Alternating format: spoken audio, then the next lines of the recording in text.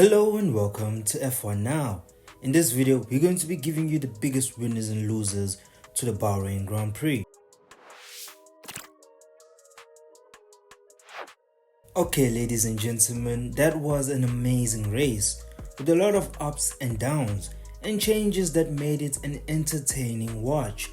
So if you watched the previous grid prediction video, you would know I got a few things right about this weekend. And to touch a little bit on it, we predicted a bold Piastri pole and win. Red Bull struggles, but with Yuki finally getting it right to solidify his worth at Red Bull.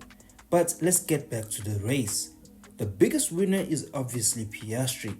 Not only did he have a spotless drive on Sunday, but he also was right on point on all practice sessions. Piastri put on another statement drive for a couple of reasons. First was his composure throughout the race. It put a question mark on Norris's position as the rumored number one driver at McLaren. Second is the fact that it's now more clear that had he not had a poor race in Australia, he would have been a clear leader in the championship. Because ever since that happened, he has put on the hard work, covering an over 20 points gap to Norris. And you just gotta love his honesty and transparency in that they currently have the fastest car that is reasonable to drive, which is the exact opposite of what Norris has been saying. Now you can make of that what you will. Next on the winners list will have to be Ferrari. Finally, Ferrari finds itself in the winners list again after a stellar Sunday.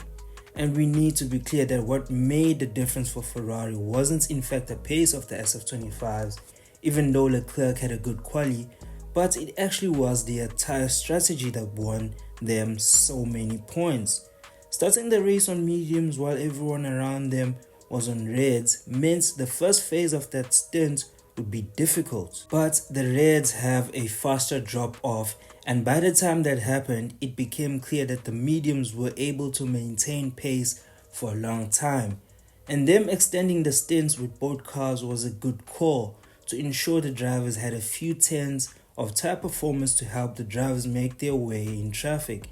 And Hamilton did just that, showcasing an amazing second stint to make up positions. On the other hand, it made Leclerc a podium threat to both Norris and Russell. So all in all, finally a race in which Ferrari does everything right, especially with strategy, because that is what gave them that result. Now, next on the winners list is Russell, who had a not so quiet but controlled race to see his way back into podium positions. It was definitely hard fought for Russell with the issues he faced with the W16 on the last laps. And let's not forget Norris was right there on his heels taking some shots. Now, next big winner will have to be Haas as a whole. They had an amazing race, making two different strategies work out for both drivers to eventually find themselves within points positions. So a double points for them marks a positive end to the weekend. Now, Bearman also had his best race of the season so far, with coming from the back, making overtakes and finally bagging the last points positions. So it's true that he was arguably the one deserving of the driver of the day. And finally, our last winners are old teammates in different cars, and that is Gasly and Tsunoda. Gasly was another one showing surprising performance in the Alpine, holding off some big hitters like Verstappen. And Yuki proved my prediction right of not only having a turnaround weekend, but also managing to get some points, which has become a rare occasion for that Red Bull second seat. Now, my biggest loser of this race, even though they did well, will have to be Landonorris. Lando had a disappointing quali considering the pace which he won't admit his car had, but you have to give it to him for putting on his big boy pants and making up positions, making it a 1 and 3 for McLaren.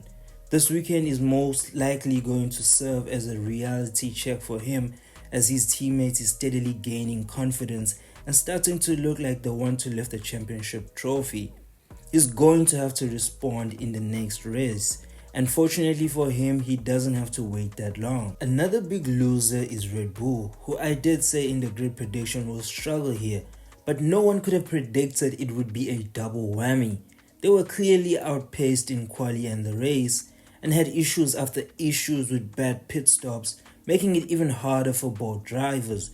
But as you would expect, Max got things back under control with a good points finish, and Yuki showed he's up to speed with the race pace of the RB21 and just needs to be on it in quali. Now that is it for the Bahrain Grand Prix biggest winners and losers. I'm curious to hear you guys' opinions on this in the comments.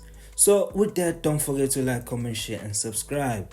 Once again, thank you and bye for now.